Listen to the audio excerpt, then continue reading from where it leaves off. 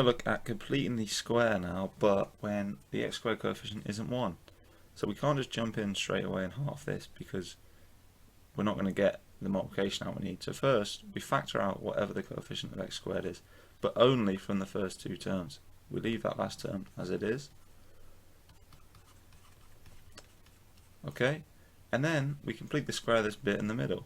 So here we're going to get, I'm going to open up some square brackets, I'm going to half this x coefficient, square it, and then subtract the 1, because remember this squared out is x squared plus 2x plus 1, but there's no plus 1 here.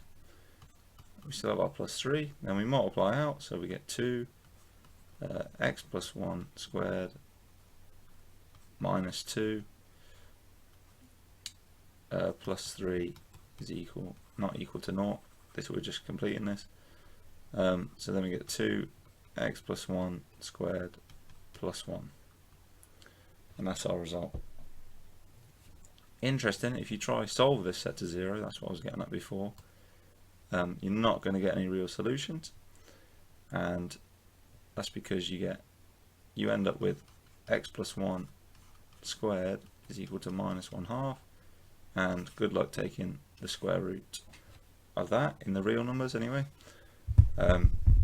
So yeah, don't worry about that. But in terms of completing the square, when we've got this coefficient, this is all you have to do, this key step, and then just complete the square of this bit, multiply out and simplify. Nice and easy. So thank you very much for watching this video, and I hope to see you in the next one.